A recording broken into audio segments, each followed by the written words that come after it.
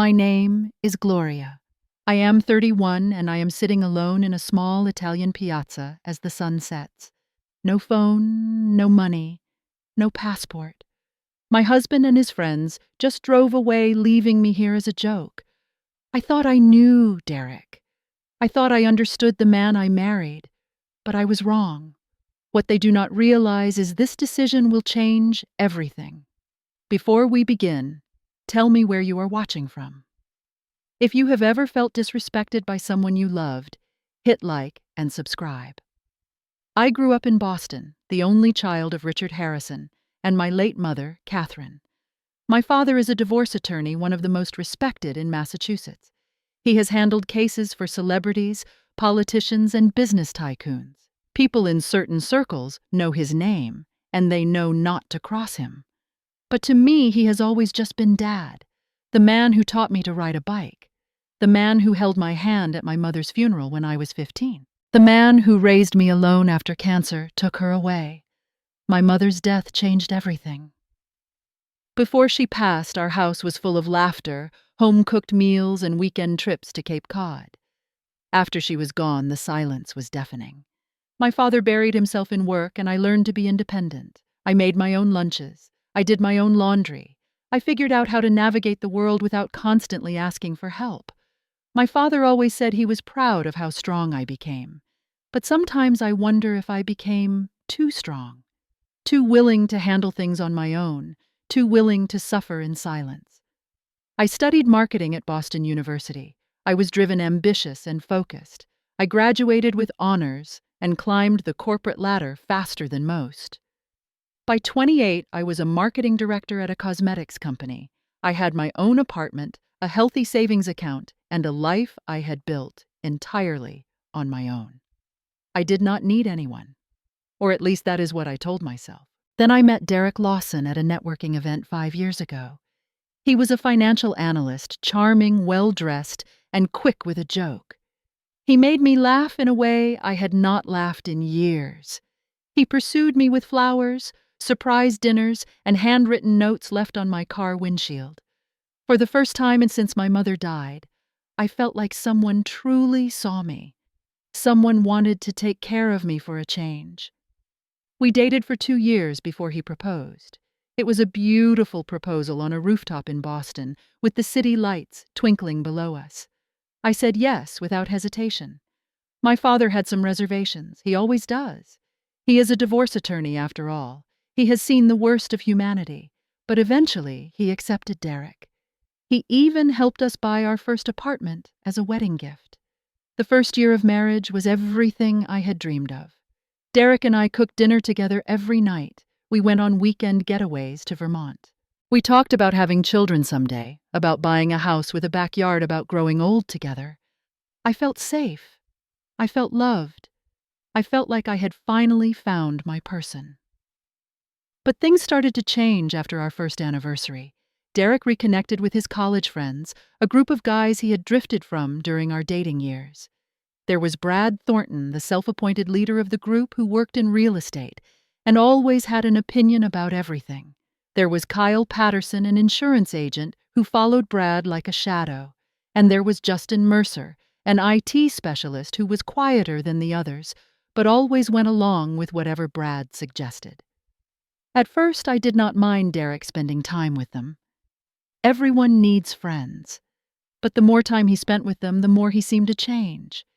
He started making comments about how I was too serious, too focused on work, too boring compared to his friends' wives. He compared me to Megan Brad's wife, who apparently was always fun and spontaneous. He compared me to Heather Kyle's wife, who apparently knew how to have a good time. I tried to fit in. I really did. I went to their barbecues and their game nights and their dinner parties. But Megan and Heather made it clear from the start that I was not part of their circle. They would whisper to each other when I spoke. They would exchange glances when I made a suggestion.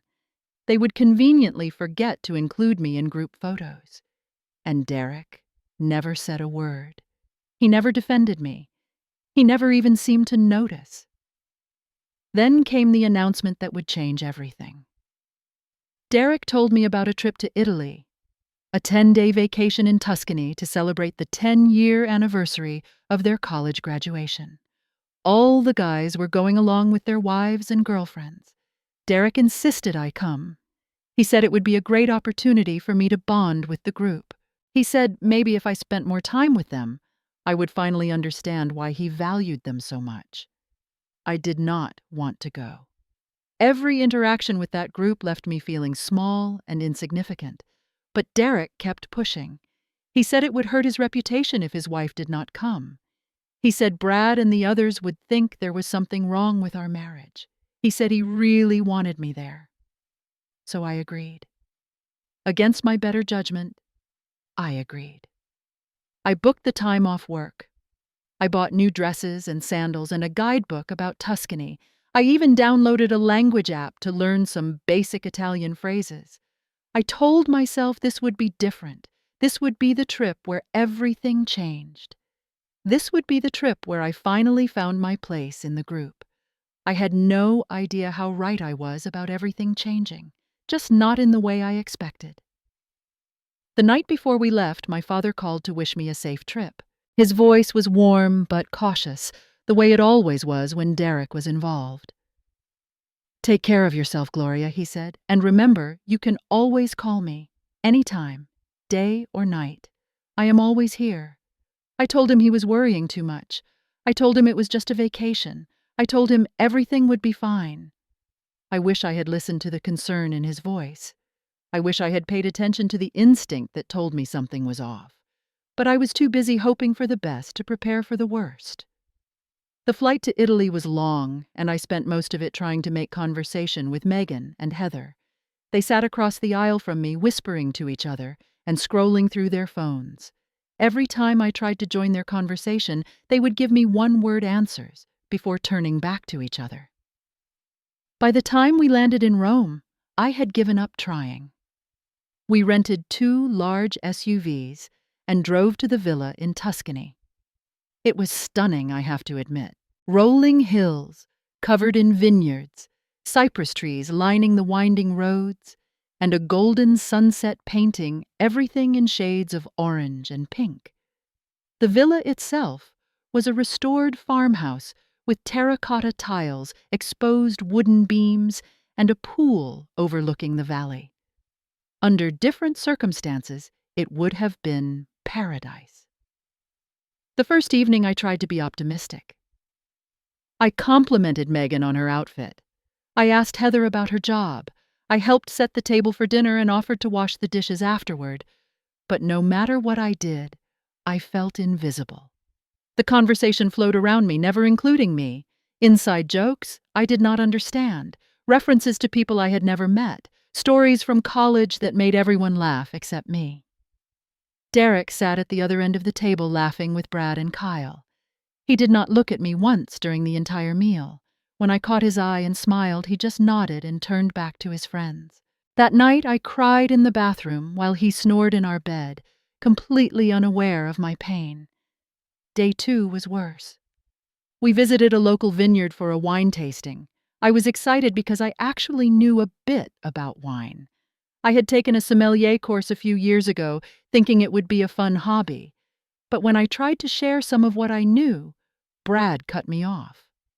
"We get it, Gloria," he said with a smirk. "You are very impressive. Can we just enjoy the wine without a lecture?" Everyone laughed, including Derek. I spent the rest of the tour walking behind the group, pretending to admire the scenery while swallowing my humiliation. Day 3 brought a trip to a local market. I wandered through the stalls alone while the others stayed in a tight cluster, taking photos and trying samples. At one point, I looked back and saw Megan pointing at me and whispering something to Heather. They both burst into laughter. I turned away quickly, pretending I had not seen. That evening, I overheard Megan talking to Heather in the kitchen. "I do not understand why Derek married her," Megan said, not bothering to lower her voice. "She is so boring, and she always looks like she is about to cry. It is pathetic, honestly." I stood frozen in the hallway, my heart pounding in my chest. I waited for someone to defend me, for anyone to say something. But Heather just laughed and agreed. Day 4 was the picnic. Brad suggested we play truth or dare after lunch, and everyone thought it was hilarious. When it was my turn, Brad asked me why I did not have any close female friends. Was it because I was too difficult to get along with? Did other women find me intimidating or just annoying? I stammered something about being focused on my career. Everyone exchanged knowing glances. Derek stared at his phone, refusing to meet my eyes. That night, I finally confronted him. I asked why he never defended me, why he let his friends treat me like a joke, why he never seemed to notice how much pain I was in. "You are being too sensitive," he said, not even looking up from his laptop. "They are just having fun. If you would relax and stop taking everything so personally, you might actually enjoy yourself." I wanted to scream. I wanted to shake him and make him see what was happening, but instead I just nodded and went to bed early, telling myself there were only 6 more days until we went home. Day 5 started quietly. I had given up trying to participate. I ate breakfast alone on the terrace while everyone else gathered in the living room planning the day's activities. I heard laughter and animated conversation, but I did not try to join. What was the point? Around noon, Justin's girlfriend Courtney came outside and sat next to me. She was younger than the rest of us, only 28, and had been dating Justin for about 6 months. She had not been part of the group's inner circle either. "You okay?" she asked. "I am fine," I lied. She nodded but did not look convinced. "For what it is worth," she said quietly, "I do not think they are very nice either." It was the first kind thing anyone had said to me all week. I wanted to hug her, but before I could respond, Brad called her inside, and she hurried away with an apologetic shrug. That evening, things reached a new low. We went to a fancy restaurant in a nearby town. When I ordered my meal, I tried to pronounce the Italian words from my language app. I thought I did okay, but apparently not. Brad burst out laughing and repeated my pronunciation in an exaggerated, mocking tone. Kyle joined in. Even Derek chuckled. Megan pulled out her phone and recorded the whole thing, saying she wanted to remember this moment forever. The waiter looked embarrassed on my behalf.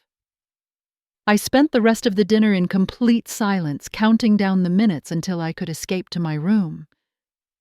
When we got back to the villa, I told Derek I wanted to talk. He sighed like I was the most exhausting person on the planet. "Can it wait until tomorrow? I am tired." It could not wait. But clearly my feelings were not important enough to interrupt his precious sleep. So I waited. And I cried. And I prayed for the week to end. But the worst was still coming. And I had no idea just how bad it would get. Day 6 started like any other. Breakfast on the terrace, coffee in hand, the sound of cicadas filling the warm morning air. I had almost convinced myself that I could survive the remaining days. Just keep my head down, smile when necessary, and count the hours until the flight home. But then I heard them.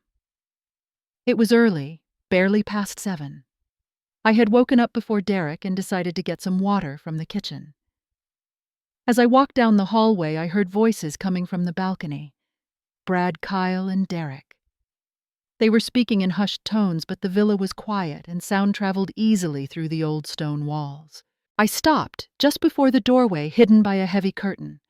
I know I should not have listened, but something in their tone made me freeze. "So tomorrow is the day," Brad was saying. "I have been waiting all week for this." Kyle laughed. "This is going to be legendary. She is going to completely freak out." My heart started pounding. I pressed myself against the wall, trying to hear more clearly. "I do not know, man," Derek said. "It seems kind of harsh." "Do not be such a coward," Brad replied. "It is just a prank. We leave her in the town for a couple of hours. She panics, we come back and pick her up. She will be fine. Maybe it will finally teach her to lighten up." There was a pause. Then Derek spoke again. "What about her stuff? Her phone and everything?" We take her bag, Brad said matter-of-factly. Leave it in the car. She will not have anything.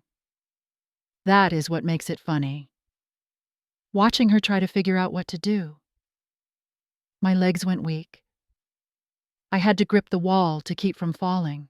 Fine, Derek said, but only a couple of hours. I do not want her making a huge scene when we get back to Boston. She will get over it, Brad said dismissively. Women always do. They all laughed. I stood there unable to move, unable to breathe. My own husband. The man I had trusted with my life, with my heart, with my future. He was planning to abandon me in a foreign country as a joke. And he had agreed to it. Hesitantly, yes. But he had agreed.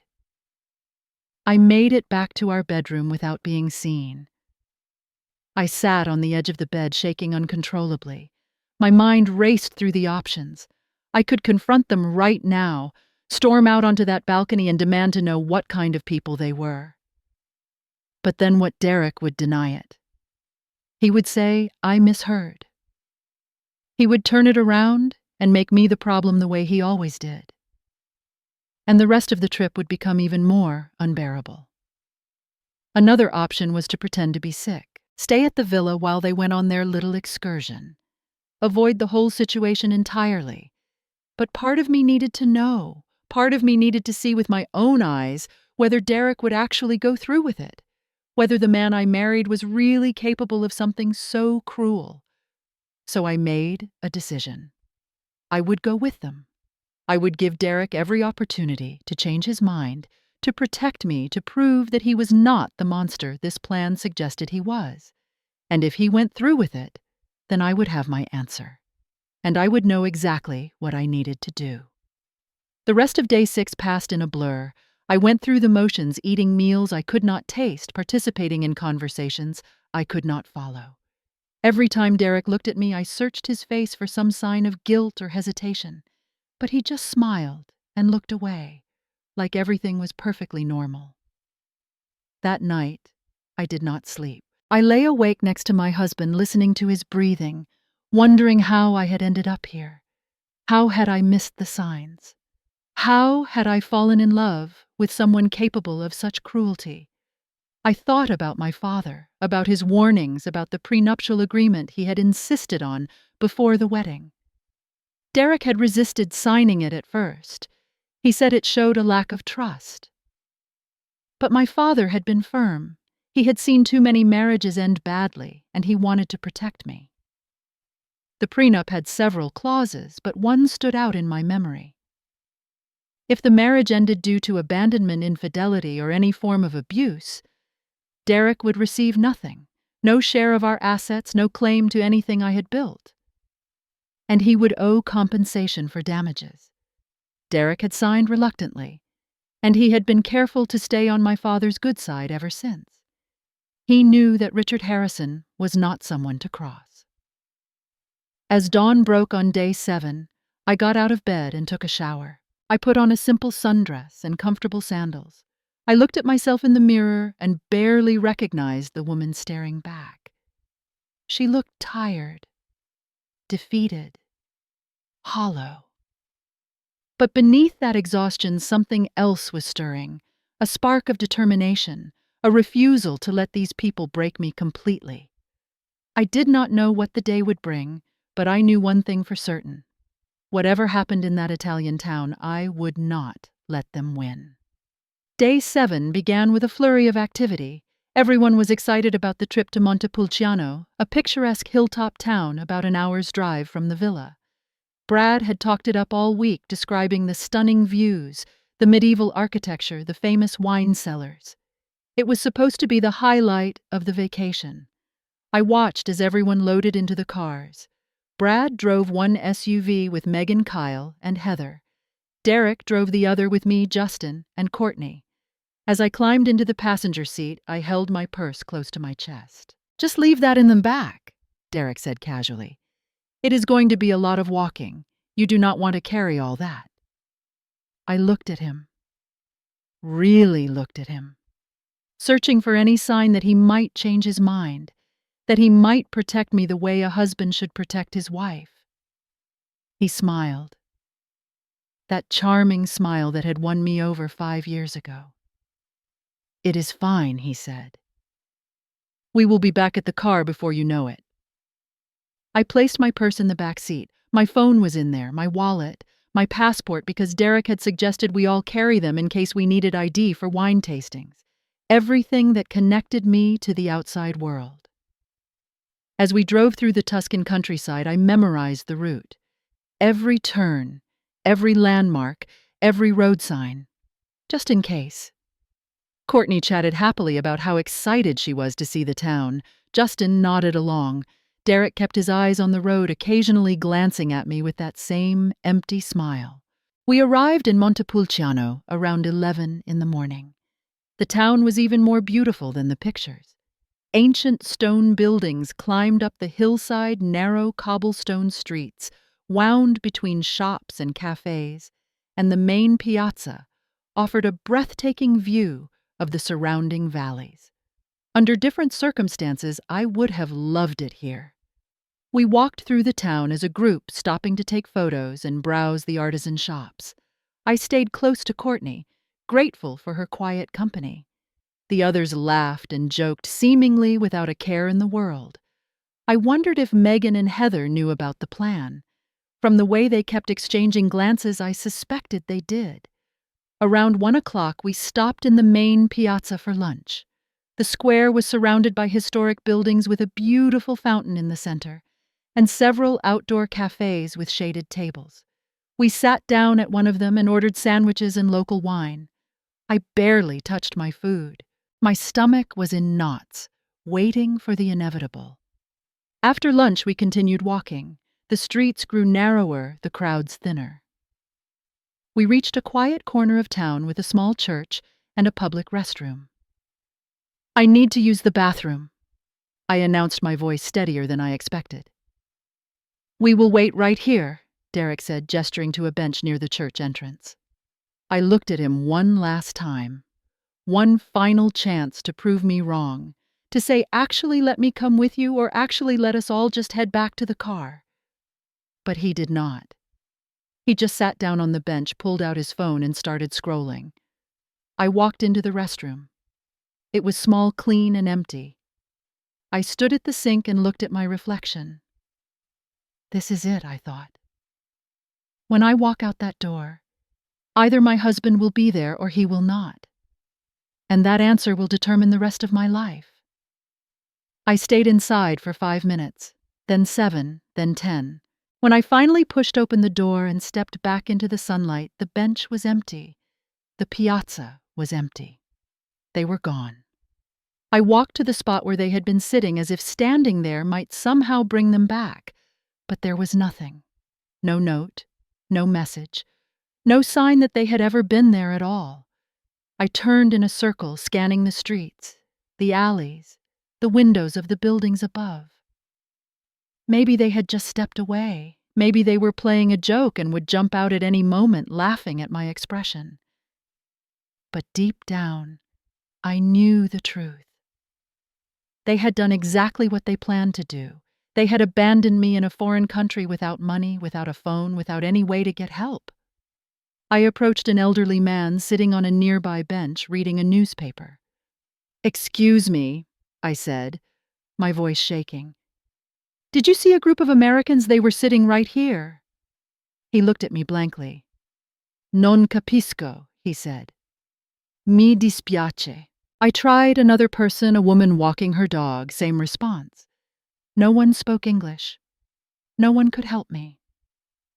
The reality of my situation began to sink in. I was alone in a medieval Italian town thousands of miles from home, with nothing but the clothes on my back. The sun was starting its descent toward the horizon, and I had no idea what to do. I found a stone bench near the fountain and sat down. The beautiful piazza that had seemed so charming an hour ago now felt like a prison. The ancient walls closed in around me. The cobblestones seemed to stretch endlessly in every direction. And then the tears came. I did not cry because I was scared, although I was. I did not cry because I was angry, although I was that too. I cried because my husband had looked me in the eyes, smiled, and then left me here to fend for myself. I cried because 3 years of marriage, 3 years of trying, 3 years of hoping things would get better, had all been leading to this moment of utter betrayal. I thought about my mother, about how she always told me I was stronger than I knew, about how she made me promise before she died that I would never let anyone make me feel small. "I am sorry, Mom," I whispered to the empty piazza. "I let you down." But even as the words left my mouth, something shifted inside me. A voice, quiet but firm, rising up from somewhere deep within. No, no, I did not let her down. They let me down, and I would not let them win. I wiped my tears. I took a deep breath, and I started walking. The sun was setting, painting the sky in shades of gold and crimson. Most of the shops were closing, their owners pulling down metal shutters and heading home for the evening. The streets grew quieter, emptier, colder. I tried asking for help at a few places, but my broken Italian and their limited English made communication nearly impossible. One shopkeeper shook his head sympathetically before locking his door. Another pointed vaguely down the street before disappearing inside. As darkness fell, I found myself at the steps of a small church. The doors were locked, but the stone steps offered a place to rest. I sat down, wrapping my arms around myself against the evening chill. I thought about what I would do when morning came. I would need to find a police station, try to explain my situation, somehow contact the American embassy. It seemed overwhelming, impossible even. But I had no other choice. Then I saw it. A warm glow from a window across the narrow street. A small cafe still open with a handwritten sign in the window. I could not read the Italian words, but the light was inviting. I stood up on aching legs and walked toward that light. It was the only hope I had. The cafe was small, no more than 6 tables with walls covered in old photographs and shelves lined with dusty wine bottles. A counter ran along one side, displaying pastries that were probably left over from the morning rush. Behind the counter stood an elderly woman with silver hair pulled back in a bun and deep wrinkles that spoke of decades of laughter and worry. She looked up as I entered, and her expression immediately changed from curiosity to concern. I must have looked terrible. Tear-stained face, wrinkled dress, the look of someone who had lost everything. She said something in Italian, her tone gentle and questioning. I shook my head helplessly. "I do not speak Italian," I managed. "English." "Do you speak English?" She shook her head but gestured for me to sit down. She brought me a glass of water and a small plate with bread and cheese. I tried to explain that I had no money, but she waved away my protests and pointed firmly at the food. I ate. I had not realized how hungry I was until that first bite. The bread was crusty and fresh, the cheese sharp and creamy. Simple food, but in that moment, it tasted like salvation. The woman sat across from me, watching with motherly concern. She tried to ask me questions in Italian, and I tried to respond with gestures and the few Italian words I remembered. Alone. Husband. Gone. The words felt inadequate, but she seemed to understand. About 30 minutes later, the door opened and a man walked in. He was maybe late 30s, tall, with dark curly hair and kind eyes behind wire-rimmed glasses. He greeted the old woman warmly, kissing her cheeks. "Mama," he said, then noticed me and switched to perfect English. "Hello. Are you all right?" The relief that flooded through me was overwhelming. I burst into tears again, which was embarrassing, but I could not help it. Finally, someone who could understand me. His name was Marco Benedetti. The old woman, Signora Lucia, was his mother. He taught English at the local high school, which explained his fluency.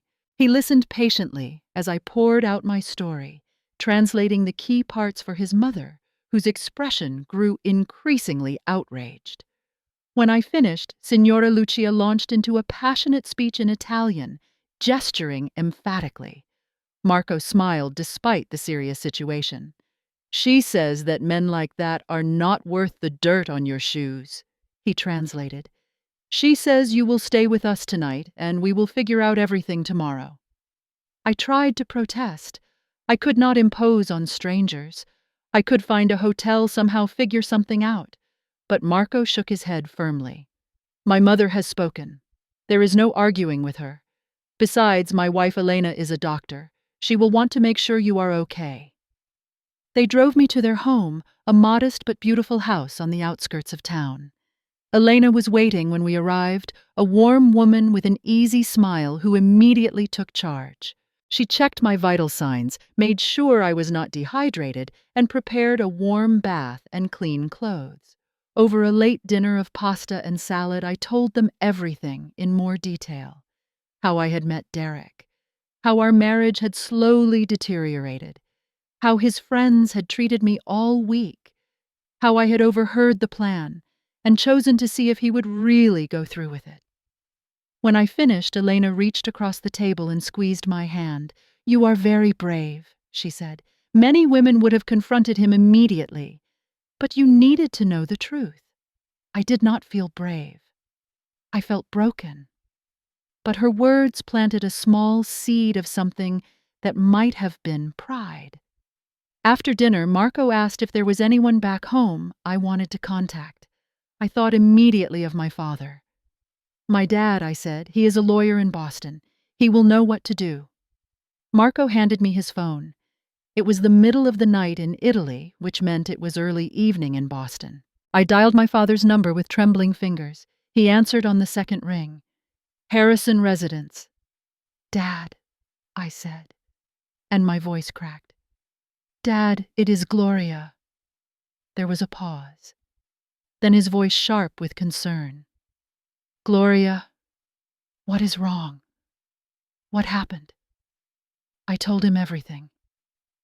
The trip, the treatment, the plan, the abandonment. By the time I finished, I could hear him breathing heavily the way he did when he was trying to control his anger. "Where are you now?" he asked. "I am with a family who helped me. They are taking care of me." "But Dad—" "I do not have my passport. I do not have anything." "Stay there," he said, his voice firm and commanding. "Do not move. I am getting on the next flight to Rome. I will be there by tomorrow afternoon." "Dad, you do not have to." "Gloria." He cut me off. "You are my daughter. There is nothing in this world that would keep me from coming to you. Do you understand?" Tears streamed down my face. "Yes, Dad. I understand." "I will call you when I land," he said. "And Gloria, we are going to handle this together." I handed the phone back to Marco, unable to speak. Signora Lucia came over and wrapped her arms around me, holding me the way my mother used to hold me, the way I had not been held in 16 years. That night, I slept in a small guest room with lace curtains and a view of the moonlit hills. I slept more deeply than I had in months, because for the first time in a long time, I was not alone. The next day passed slowly. I helped Signora Lucia in the kitchen, learning to make fresh pasta while she chattered away in Italian. I did not understand most of what she said, but her presence was comforting. Marco went to work but called during his lunch break to check on me. Elena stopped by between patients to make sure I was eating. Around 4 in the afternoon, Marco returned home with news. A rental car was coming up the driveway. My father had arrived.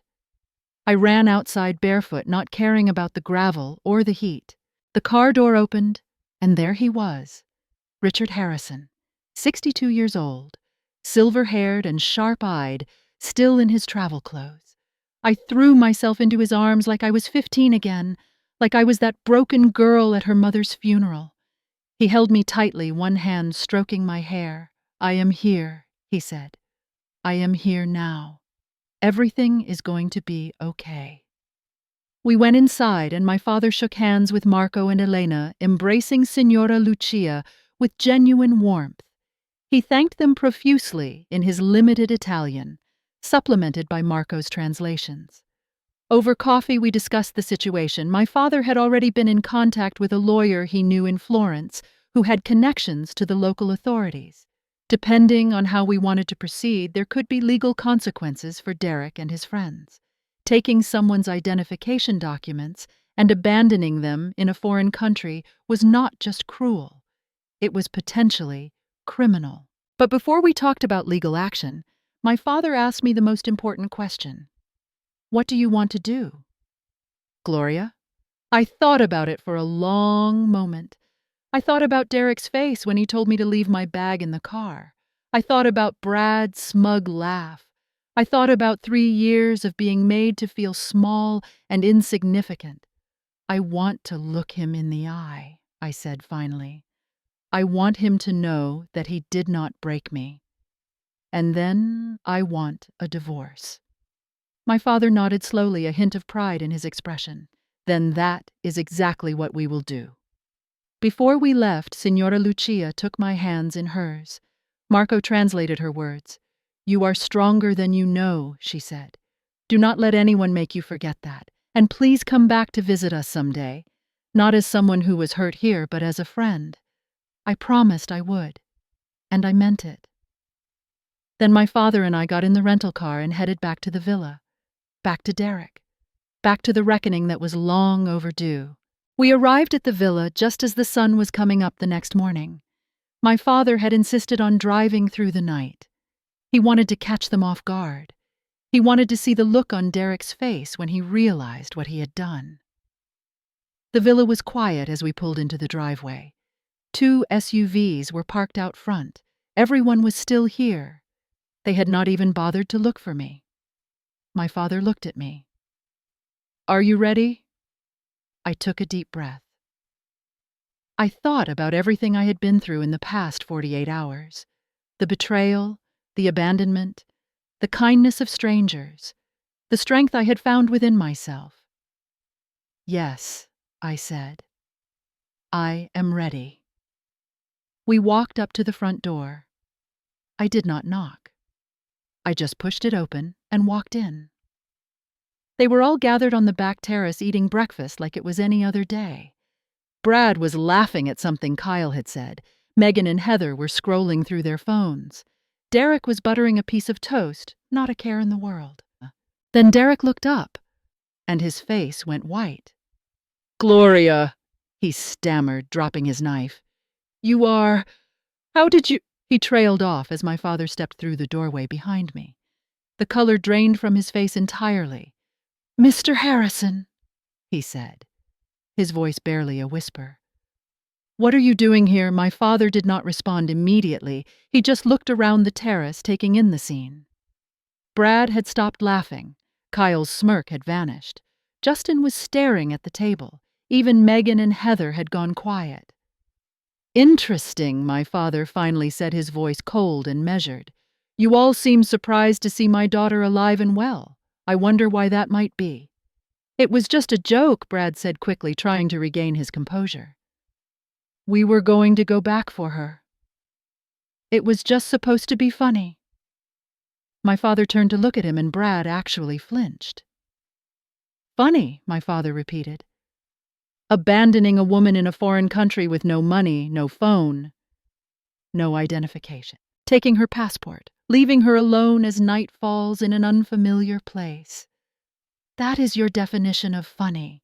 Brad opened his mouth to respond, but my father raised a hand. I was not finished. He took a step closer to Brad. "I have been a divorce attorney for 35 years. I have seen every kind of cruelty that human beings are capable of inflicting on each other. But this—" He shook his head slowly. "This is something special." I stepped forward, drawing Derek's attention back to me. He looked like he might be sick. "Gloria," he started. "I am so sorry." I never meant. Do not. I cut him off. Do not you dare tell me you never meant for this to happen. I heard you planning it. I heard you agree to it. You knew exactly what you were doing. The color returned to Derek's face, but now it was a deep red of shame. You heard us, he said weakly. Every word. I kept my voice steady even though my heart was pounding. I heard Brad come up with the plan. I heard Kyle laugh about how I would panic. And I heard you say fine, but only a couple of hours. Derek's eyes darted around the terrace looking for support, but no one would meet his gaze. I gave you a chance, I continued. I let you put my bag in the car. I let you tell me to go to the bathroom while you waited. I gave you every opportunity to change your mind, to be the man I thought I married. But you did not. Gloria, please. Derek stood up, reaching toward me. We can work this out. I will do anything. I will. You will do nothing, my father interrupted. Except listen very carefully to what I am about to say. He pulled a document from his jacket pocket. Do you remember this, Derek? The prenuptial agreement you signed before the wedding. Derek's face went gray. My father continued. Clause 7 specifically addresses abandonment, and let me be very clear about something. What you did constitutes abandonment under the law. You left your wife stranded in a foreign country without resources or means of communication. You took her identification documents. You put her safety at risk. Derek started to speak, but my father was not finished. Furthermore, I have already been in contact with local authorities. Taking someone's passport and leaving them stranded could be considered a criminal offense in Italy. Now we can pursue that route if you prefer, or we can handle this through a divorce settlement. A divorce. Derek looked at me desperately. Gloria, no. I love you. I made a mistake, please. I looked at the man I had married, the man I had trusted, the man I had believed would protect me and cherish me for the rest of my life. I reached down and slid my wedding ring off my finger, the gold band that had meant so much to me 3 years ago, the symbol of promises that had turned out to be lies. I placed it on the table in front of him. I want a divorce, I said. My lawyer will be in contact with yours. Derek stared at the ring like he could not comprehend what was happening. Brad tried one more time. This is ridiculous. It was just a prank. You are overreacting. My father turned on him with such intensity that Brad actually stepped backward. And you, my father said. You were the mastermind of this little scheme. Were you not? I could pursue charges against you for reckless endangerment. I could make your life very, very difficult. So, I suggest you keep your mouth shut and thank whatever God you believe in that my daughter is more forgiving than I am. Brad went pale and said nothing more. Kyle and Justin seemed to be trying to disappear into their chairs. Megan and Heather had retreated into the villa, wanting no part of whatever was happening. I looked around at all of them one last time. These people who had made me feel worthless for an entire week. These people who thought my pain was entertainment. I used to wonder what I did wrong, I said. I used to think that if I just tried harder, if I was funnier or more relaxed, or more like Megan and Heather, you would accept me. But I understand now. The problem was never me.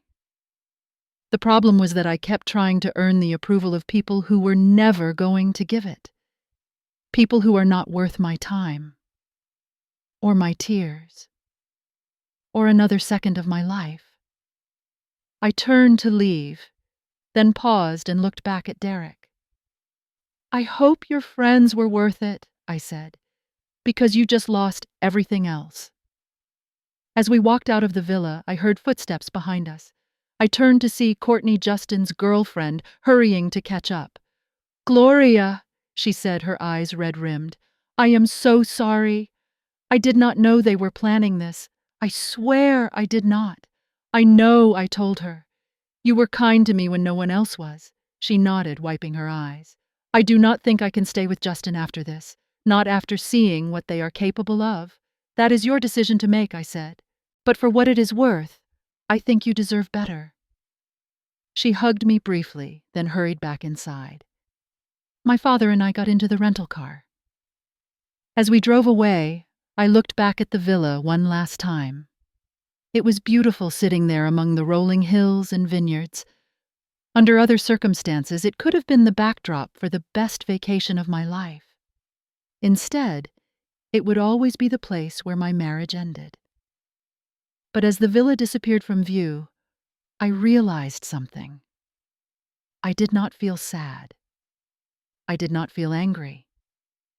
I felt free. My father glanced over at me. "How are you doing? I am okay," I said. And for the first time in a long time, I actually meant it. The divorce was finalized 6 months later. Derek tried everything to change my mind. He sent flowers. He wrote letters. He showed up at my office unannounced, begging for another chance. But I had made my decision and I was not going back. Thanks to the prenuptial agreement, the settlement was straightforward. Derek received nothing from our shared assets, and under the abandonment clause, he was required to pay damages. I did not want his money, though. I just wanted to be free of him, so I donated the entire settlement to a women's shelter in Boston. The legal proceedings were just the beginning of my healing process. The emotional work was much harder. I started seeing a therapist named Dr. Annette Sawyer, who specialized in relationship trauma. Week after week, we unpacked everything. Not just the trip to Italy, but the entire pattern of my marriage. The way I had minimized my own needs. The way I had accepted disrespect because I thought that was what love required. The way I had lost myself trying to be what Derek wanted me to be. It was painful work. There were sessions where I cried so hard I could barely breathe. There were days when I questioned everything I had ever believed about myself. But slowly, gradually, I began to rebuild. My friends rallied around me. Not the fake friends from Derek's circle, but my real friends. College roommates I had neglected, co-workers I had kept at arm's length, even my father who called every single day just to check in. I threw myself into work and my dedication paid off. 8 months after the divorce was finalized, I was promoted to vice president of marketing. My boss said I had never been sharper, never been more creative, never been more effective at my job. She was right. Without the constant drain of trying to save my marriage, I had energy for everything else. I also kept in touch with the Benedetti family. Every few weeks I would video call Marco and Elena practicing my improving Italian with Signora Lucia. They sent me photos of the cafe of the changing seasons in Montepulciano, of their cat, who had adopted the sunny spot by the window where I had sat on that terrible night. A year after the divorce, I booked a flight back to Italy. Not to the villa, of course, never there again, but to Montepulciano. I arrived on a warm September afternoon. Signora Lucia burst into tears when she saw me walk through the door of her cafe. She held my face in her weathered hands, examining me like a grandmother checking on a grandchild who had been away too long. Marco translated her verdict. "She says you look healthy, happy, like a different person." "I am a different person," I said, "thanks to all of you." We spent a wonderful week together. Elena took time off work to show me hidden corners of Tuscany that tourists never see. Marco introduced me to his students who practiced their English by asking me about America. And Signora Lucia fed me, constantly convinced that I was still too thin after everything I had been through. On my last evening, we sat on the terrace of their home, watching the sunset paint the hills in shades of gold and purple. "You know," Marco said thoughtfully when you walked into the cafe that night, "you looked like someone whose world had ended." It felt that way, I admitted. And now I thought about the question carefully. Now it feels like my world finally began. Signora Lucia said something in Italian, and Marco translated with a smile. She says that sometimes we have to be lost before we can be found, and that being lost in Italy is better than being lost most places. I laughed a genuine laugh that came from somewhere deep inside. A year ago, I would not have believed I could ever laugh like that again. When I returned to Boston, I found a card waiting in my mailbox. It was from Derek. Inside, he had written just 3 words: "I am sorry." I looked at those words for a long moment. A year ago, they might have meant something to me. A year ago, I might have wondered if I had made the right choice. But now I knew. I had made the only choice. I threw the card away without a second thought. That evening, I met my father for dinner at our favorite restaurant. Over pasta and wine, I told him about my trip. "I am proud of you," he said when I finished. "Your mother would be too." It was not often that he mentioned her. The pain of losing her was still there, even after 16 years. "You know what I keep thinking about," I said. That night in Montepulciano, when I was sitting alone and terrified, I thought about Mom. I thought about the promise I made her, to never let anyone make me feel small. He nodded slowly. "And you kept that promise." Eventually, I said. "It took me a while, but eventually I did." We sat in comfortable silence for a moment. 2 people who had lost someone they loved and had learned to carry on anyway. "I have one more thing to tell you," I said. "I am thinking about writing about my experience, maybe a blog, maybe something more. I want other women to know that they are not alone, that even when everything falls apart, you can rebuild." My father smiled, a rare and precious thing. "I think that is a wonderful idea." And so I did. I started writing, first for myself, then for others.